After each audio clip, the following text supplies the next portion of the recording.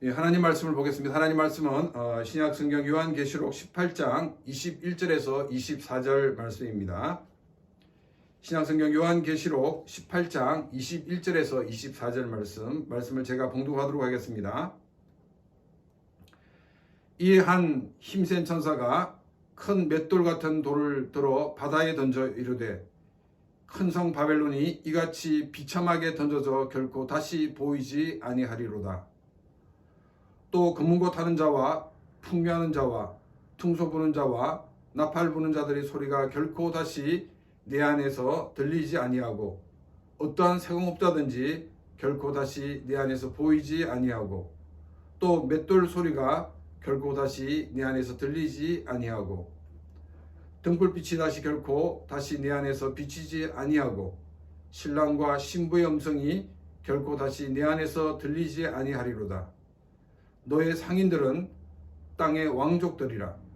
내 복술로 말미암아 만국이 미혹되었도다. 선자들과 성도들과 및 땅 위에서 죽임을 당한 모든 자의 피가 그 성중에서 발견되었느니라 하더라. 아멘. 이 세상은 그 진화론적인 시각으로 모든 것을 보고 있습니다. 일반적으로 진화론이다라고 하면 과학의 영역으로만 생각을 하고 있습니다. 그런데 이 진화론은 과학의 영역에서만이 아니라 모든 학문과 또 모든 삶의 영역에서도 이 진화론적인 시각에서 보고 판단하고 또 행동으로 옮기고 있습니다.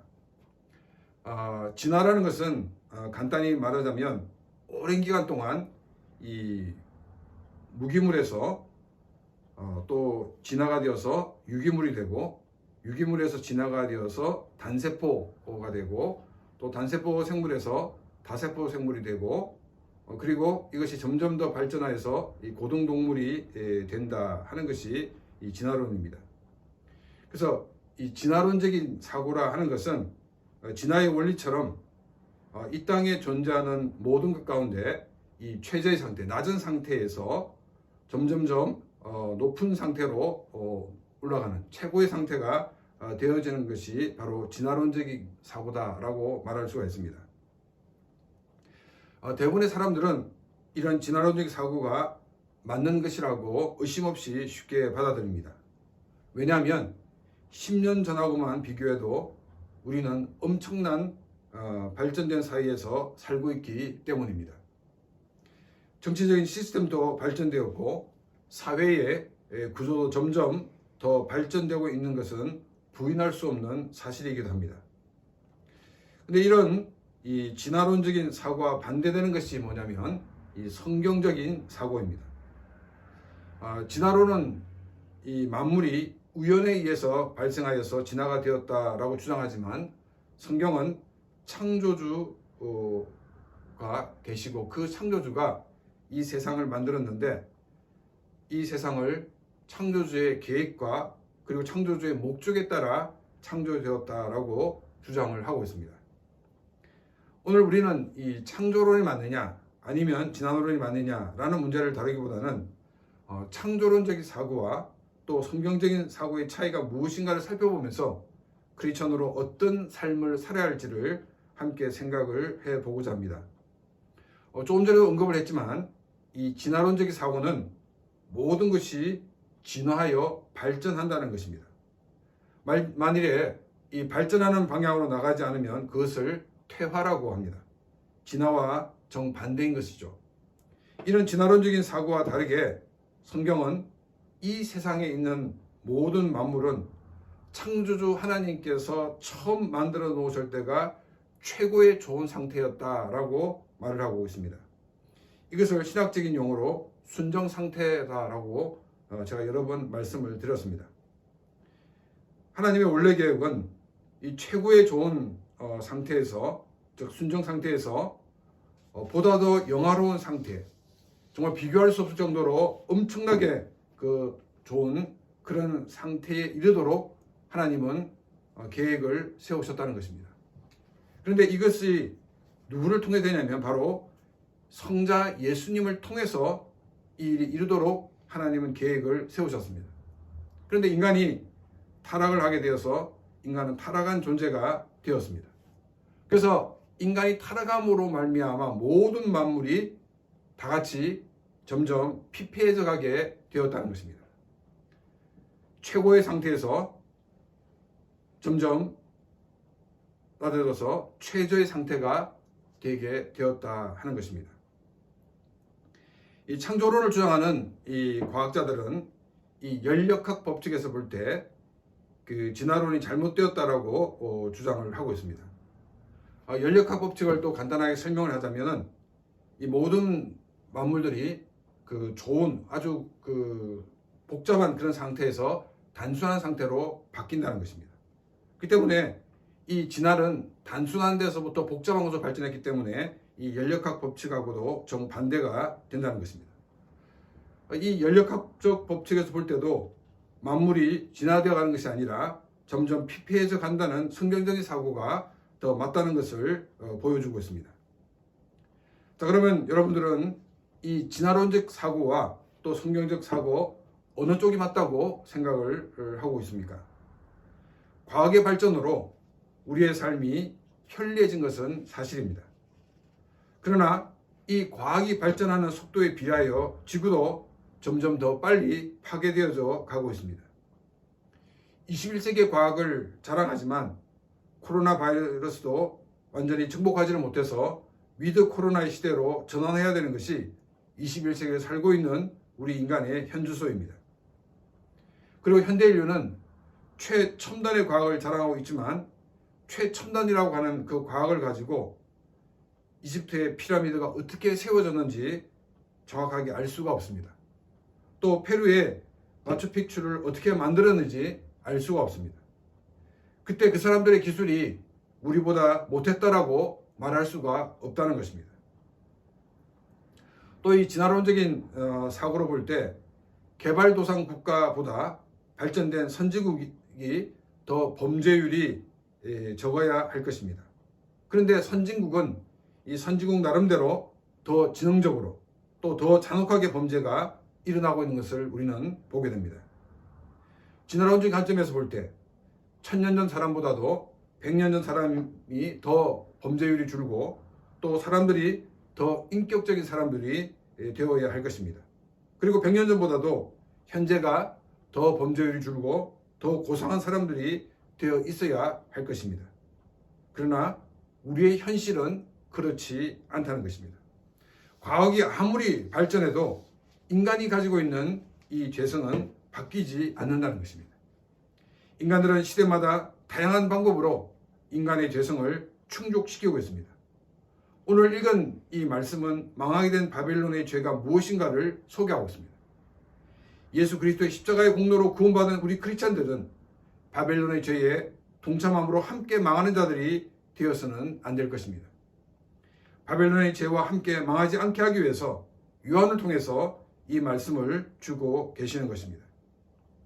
계시록은 이 바벨론의 죄를 말하기 앞서 바벨론이 심판을 받고 어떤 상태가 되었는가를 다시금 소개하고 있습니다. 21절 말씀입니다.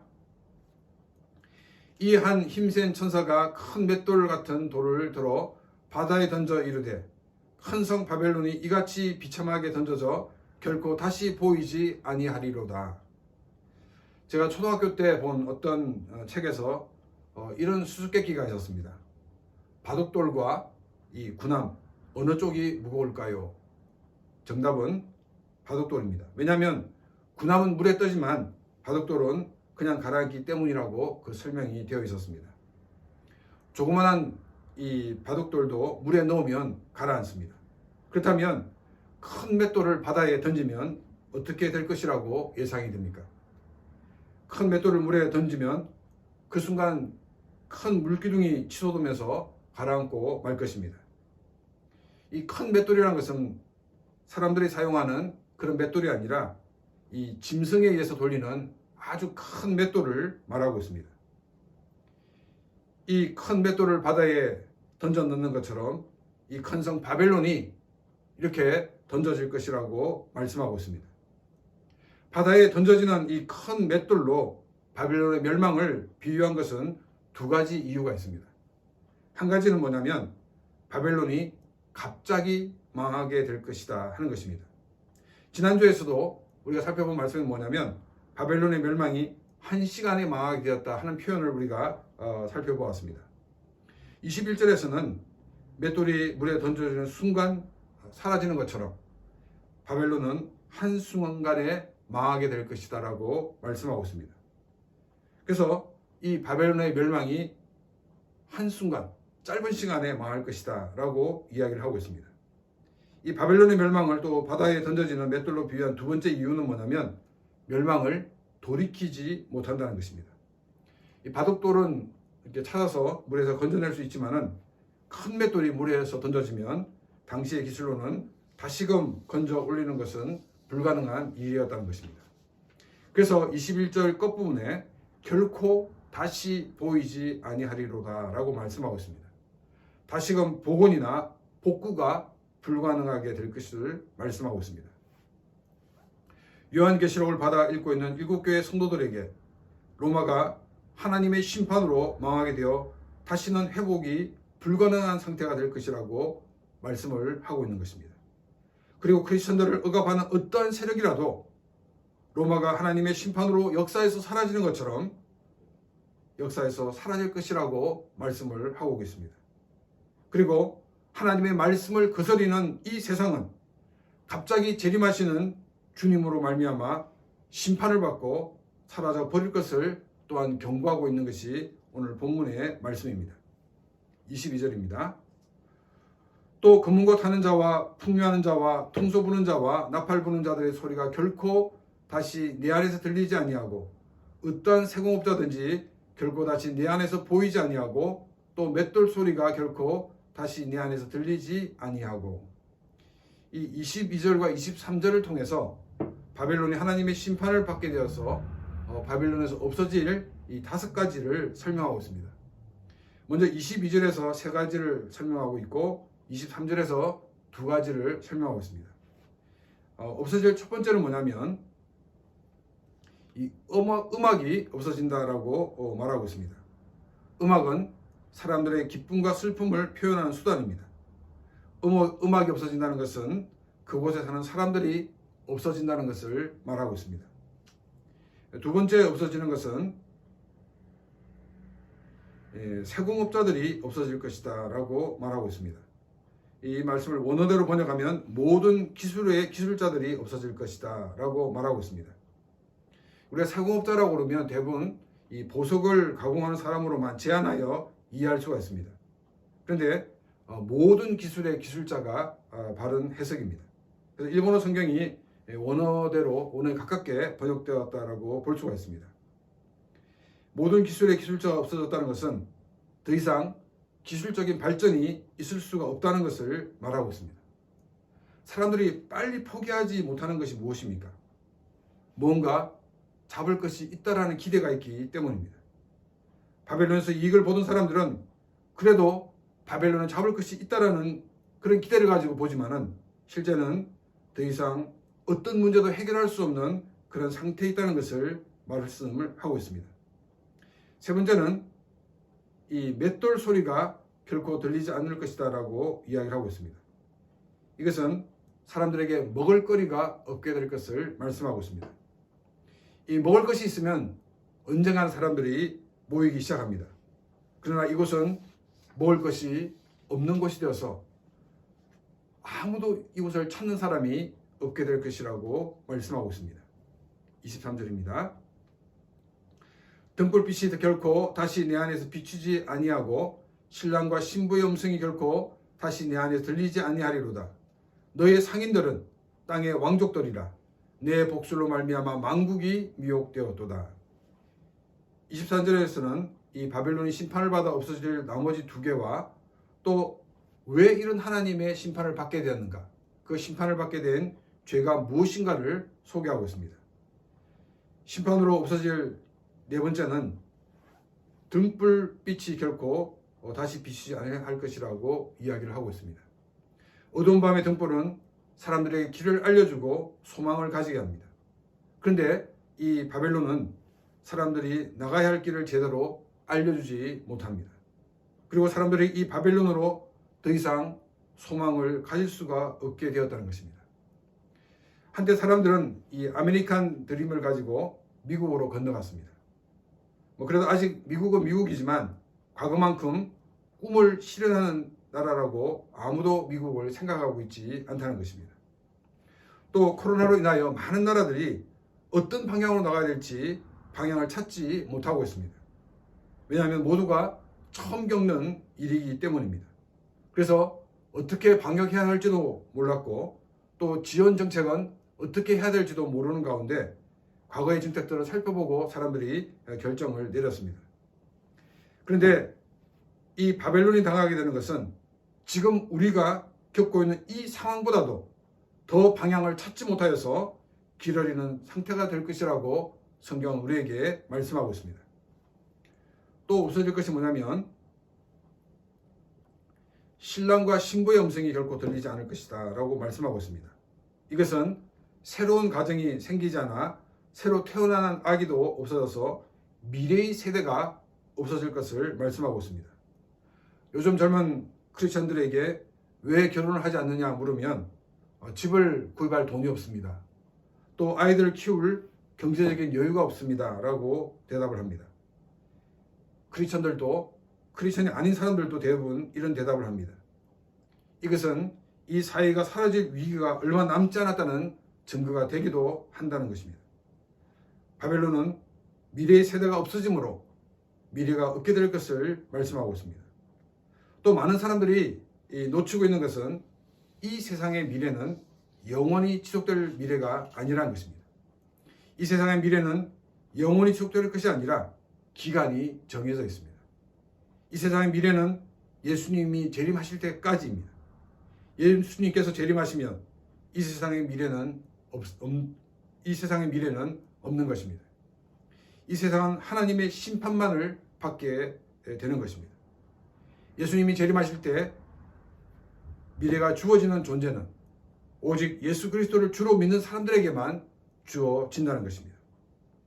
이처럼 바벨론이 하나님으로부터 심판을 받게 되어 미래가 없고 회복 불능한 상태에 빠지게 한 죄가 무엇인가 하는 것입니다. 바벨론의 죄로 먼저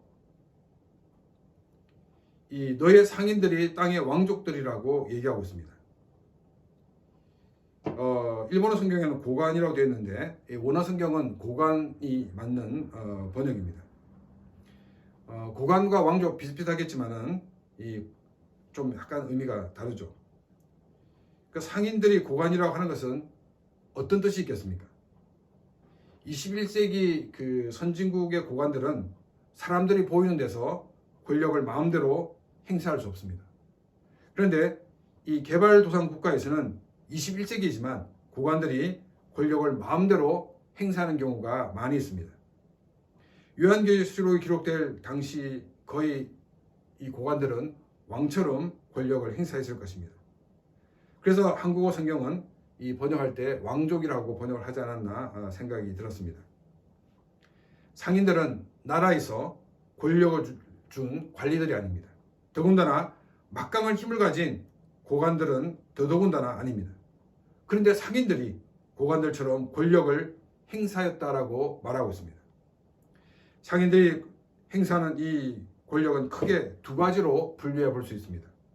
한 가지는 뭐냐면 물건이 필요한 사람들에게 물건을 제때 공급하지 않으므로 자기의 힘을 나타내는 것입니다.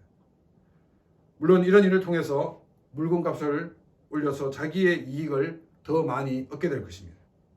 요즘으로 말하자면 매점 매석 등을 통해서 물가에 영향을 주는 행동들을 말하고 있습니다. 물가가 오르면 부자들은 크게 지장을 받지 않지만 일반인들은 많은 어려움을 겪게 됩니다. 가난한 사람들은 더 어렵게 되어서 위기에 몰리게 됩니다. 성경은 소외된 사람들에게 관심을 가져야 한다라고 말씀하고 있습니다. 구약에서는 고아와 과부와 나그네들을 돌보주라고 말씀하고 있습니다. 사회의 약자를 배려하고 돌보라는 것입니다. 신약시대에서는 이 예루살렘 교회가 이 과부를 효율적으로 도우려고 회의가 있었던 것을 보게 됩니다. 성경의 기록과는 대조적으로 로마는 약자에 대한 배려가 없었습니다. 21세기에 살고 있는 우리는 이 약자에 대한 배려를 할 수 있는 시스템을 갖추도록 다각적인 노력을 해야 할 것입니다. 이런 노력과 대조적으로 죄는 빈틈을 파고들어서 사회적인 약자에게 갈 것을 가로채려고 하고 있습니다. 마치 코로나19가 계속적인 변이로 사람들의 빈틈을 파고들어가면서 감염을 시킨 것 같은 그런 모습이라고 말할 수 있습니다. 죄는 계속 변이를 만들어냅니다. 법으로 제도화시켜 놓으면 또 그 빈틈을 찾아내서 그 빈틈을 통해 죄를 짓게 합니다. 상인들이 가지고 있는 두 번째 권력은 돈입니다. 돈으로 권력자들의 권력을 사서 자신이 원하는 방향으로 나가게 합니다. 이것이 로마의 죄였습니다. 우리 시대에는 이런 죄가 없습니까? 우리 시대에도 여전히 돈으로 권력자들의 권력을 사서 자신의 이익을 위해 사용하는 것이 너무나도 많이 있습니다. 배가 고파서 편의점에서 음식을 훔친 사람이 재판에서 받게 되는 형량이 수백억 뇌물을 바친 기업의 총수가 받는 형과 비교해 보면 오히려 기업의 총수가 더 적은 형량을 받고 심지어는 이 감형까지 받는 것을 또한 보게 됩니다. 또 이런 일들이 당연한 것이라고 생각을 합니다.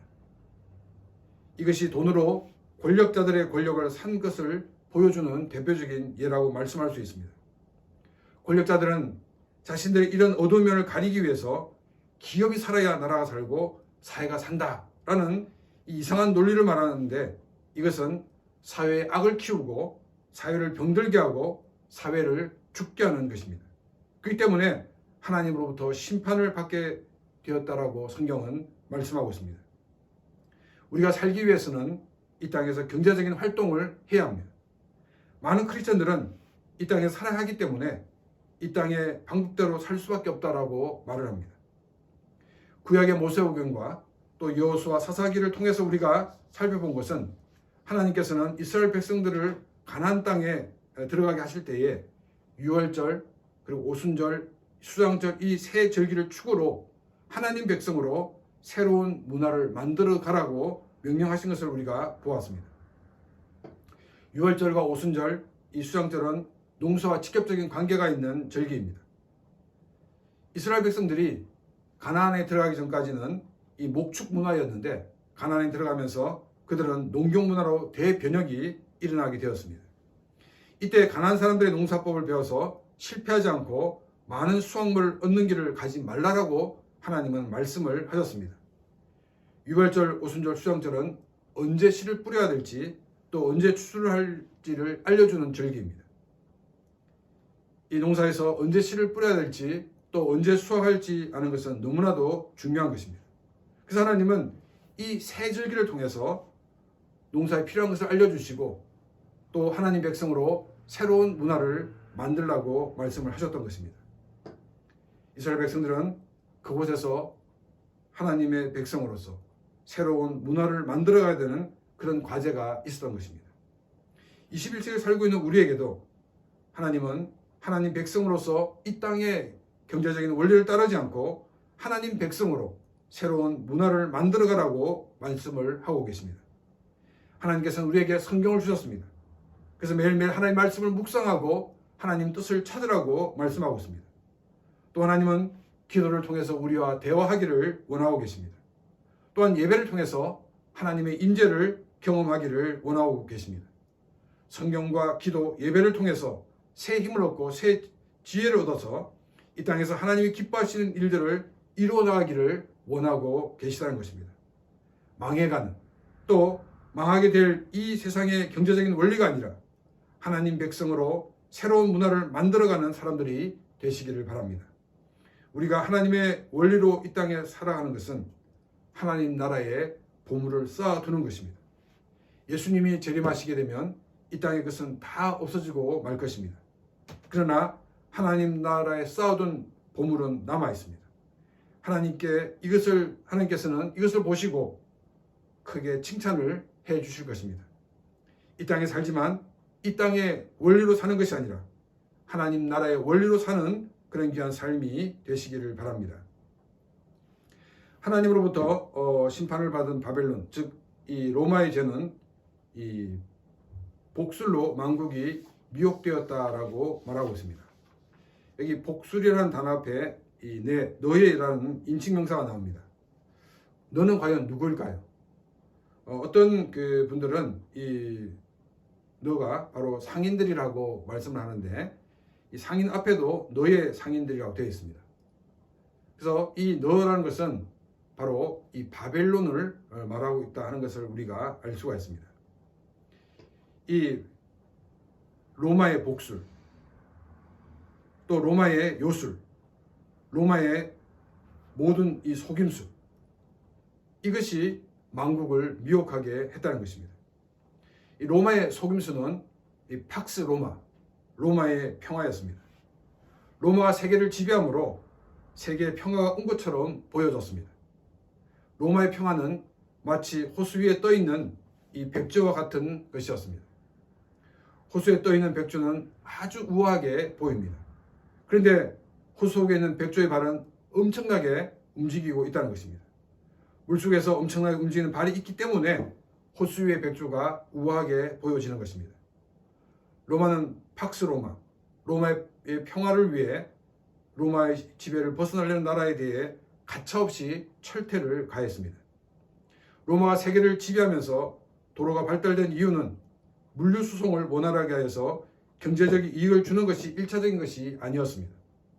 로마의 지배를 벗어나려 하는 나라에 신속히 군사를 보내어서 제압하기 위해서 도로를 만들었습니다. 그리고 이 팍스 로마를 위해, 로마의 평화를 위해 로마는 자신들이 정복한 나라로 하여금 황제 숭배를 하도록 강요하였습니다. 황제 숭배를 거부하는 것은 로마에 대한 반역으로 그들은 받아들였습니다. 그래서 많은 나라들이 로마의 황제 숭배에 참여하였던 것을 보게 됩니다. 이것이 로마가 하나님으로부터 심판을 받게 된 이유입니다. 로마는 팍스 로마를 위해 많은 사람들을 희생의 도구로 삼았습니다. 그리고 많은 사람들로 하여금 이 피조물인 이 황제를 신으로 섬기게 한 죄를 지었던 것입니다. 성경은 이 대의 명분으로도 어떤 대의 명분으로도 자신이 지은 죄를 정당화할 수 없다라고 말씀하고 있습니다. 대의 명분이 중요한 것이 아니라 그것을 이루어가는 방법이 얼마나 선한가를 하나님은 보고 계시다는 것입니다. 목적을 위해 수단과 방법을 가리지 않는 것은 바로 로마의 죄였던 것입니다. 또한 성경은 사람은 피조물이지 신이 아니라고 분명히 가르치고 있습니다. 세계 그 각국의 이 건국 신화를 보게 되면 자기 나라를 세운 사람들은 신이거나 아니면 신과 같은 존재라고 얘기를 하고 있습니다. 성경은 나라의 지도자라고 하더라도 하나님이 지으신 피조물에 불과하다라고 말씀하고 있습니다. 왕들을 신격화시키는 그런 시대에 기록된 성경이 이렇게 진술한 것은 정말로 놀라운 일인 것입니다. 온 우주를 창조하신 삼위일체 하나님을 믿는 우리는 아무리 훌륭한 사람이라도 그 사람을 신격화해서는 안 되는 것입니다. 반신, 반인 이런 표현들은 정말로 신성모독죄라는 것을 우리는 기억을 해야 될 것입니다. 또한 그 사람이 아무리 위대한 일을 했다 하더라도 하나님의 도우심이 있어서 이 일을 감당했다는 사실을 우리는 잊어서는 안 된다는 것입니다. 사람을 우상으로 숭배하는 것은 하나님께서 기뻐하지 않는 것임을 기억하면서 우리는 사람을 우상화하는 그런 죄에 빠지지 않도록 힘써야 할 것입니다. 24절입니다. 선지자들과 성도들과 및 땅 위에서 죽임을 당한 모든 자의 피가 그 성중에서 발견되었느니라 하더라. 24절은 아무런 죄도 없는 사람들을 죽인 죄를 말하고 있습니다. 로마가 아무런 죄도 없는 사람을 죽인 대표적인 사람들이 바로 크리스찬들이었습니다. 로마에게 이 크리스찬들은 너무나도 좋은 먹잇감이었습니다. 크리스찬들을 먹잇감으로 정하기 전까지는 이 피에 굶주린 사람들의 죄성을 채우기 위해 이 검투사들을 이용하였습니다. 근데 로마는 크리스찬들을 이 황제 숭배를 거부한 것을 이 반역죄로 간주하여서 짐승들에게 찢겨 죽게 하였습니다. 로마 사람들은 이것을 보고 카타르시스를 느꼈습니다. 로마의 정부 관계자들은 크리스천들이 황제를 숭배하지 않은 것이 어떤 정치적인 목적으로 로마를 반역하기 위한 것이 아님을 알고 있었습니다. 크리스천들이 자신이 섬기는 신에 대한 충성을 고백하는 것임을 이 로마의 이 관리자들은 알고 있었습니다. 그럼에도 불구하고 반역죄로 엮어 맹수의 밥이 되게 하고 순교의 피를 흘리게 하였습니다. 로마에 있어 황제 숭배에 열애가 된 사람이 있습니다. 이 사람들은 유대인들입니다. 로마는 유대인들을 괜히 잘못 건드렸다고 하면 유대인들이 어떻게 행동할지를 역사를 통해서 너무나도 잘 알고 있었습니다. 유대인들은 마지막 한 사람까지 끝까지 복수하는 것이 유대인인 것을 그들은 알고 있었습니다. 그래서 유대인들을 이 황제 숭배에 있어서는 예외로 시켜주었습니다. 이런 예외적인 것이 있음에도 불구하고 왜 크리스천들에게 악착같이 악을 행했는가 하는 것입니다. 로마 정부는 이 크리스천들에게 아무리 악을 행한다 하더라도 크리스천들은 정말 바보같이 복수를 하지 않을 것을 알았기 때문입니다. 그래서 잔혹하게 크리스천들을 잡아다가 고문하고 순교를 당하게 하였습니다. 또한 로마는 크리스천들만이 아니라 많은 사람들을 죄를 묻지도 않고 죽였다라고 말씀하고 있습니다. 대부분의 경우에는 로마에 방해가 된다고 판단되는 세력들이 그 희생양이 되었을 것입니다. 혹은 권력자에게 방해가 된다고 판단된 사람들이었을 것입니다. 이것이 로마가 망하게 되는, 하나님으로부터 심판을 받게 되는 로마의 죄였습니다. 오늘날에는 이런 일이 없다고 우리는 100% 확신할 수가 없을 것입니다. 어떤 경우에는 증거를 조작하기도 하고 어떤 경우에는 법리적인 이 해석을 통해 아무런 죄도 없는 사람들을 죽음으로 몰고 있었습니다. 바벨론의 죄는 주로 경제를 쥐고 있는, 그리고 정치적인 권력을 쥐고 있는 사람들의 죄입니다. 그런데 왜 이런 권력을 가진 사람들만 벌하지 않고 모든 사람들을 함께 망하게 하는가 하는 그런 의문을 가질 수 있습니다. 이런 권력을 가지게 된 것은 이런 것을 보고도 방조하거나 방치한 결과이기 때문입니다. 많은 대중은 한편으로는 권력의 희생자이지만 또한 권력과 함께 많은 것을 누렸던 가해자이기도 하기 때문입니다. 요한계시록이 기록되고 약 2000년 정도 시간이 흘렀습니다. 진화론적인 사고를 볼 때는 인류는 엄청나게 진화가 되어서 나쁜 것이 없어졌고 좋은 것만 더 발전해야 했을 것입니다. 그런데 사람들은 이 변이가 된 죄를 짓고 있습니다. 인터넷으로 사람들을 벼랑 끝으로 몰아세우고 있습니다. 범죄에 대해 침묵합니다. 자기도 한탕에서 엄청나게 돈을 버는 대열에 끼지 못한 것을 아쉬워하고 있습니다. 사회가 아무리 발전해도 인간의 재성은 좋은 쪽으로 진화되지가 않고 있습니다. 교육으로도, 법으로도, 과학으로도 인간의 죄성을 통제할 수가 없습니다. 죄성은 계속 변이를 만들어내어 인간이 만들어낸 법의 허점을 파고들어 사람들로 하여금 죄를 짓게 합니다. 인간의 죄를 이기게 하는 것은 오직 예수 그리스도밖에 없습니다. 예수 그리스도를 믿어 죄 용서를 받고 구원을 받아야만 세상을 이길 수가 있습니다. 우리가 죄를 끊지 못하고 죄의 자리에서 나오지 못하는 이유는 예수 그리스도를 온전히 주인으로 모시고 있지 못하기 때문입니다. 여전히 물질이, 여전히 권력이 내 자신의 주인으로 있기 때문입니다. 그리고 다시 오실 예수님에 대한, 재림하실 예수님에 대한 믿음이 없기 때문입니다. 예수님은 반드시 재림하십니다. 그렇기 때문에 내 자신의 인생을 내가 주인이 되어서 살아서는 안 된다는 것입니다. 내 인생의 주인된 자리에서 내려와야 합니다. 그리고 나의 인생의 주인의 자리에 예수 그리스도께 그 자리를 양보해야 한다는 것입니다. 그래서 예수님이 다스리는 삶을 사는 삶이 되시기를 바랍니다. 그래서 예수의 이름으로 세상을 이기며 승리하는 삶이 되시기를 축원합니다. 이 시간 우리 오늘 말씀을 생각하시기도 드리겠습니다.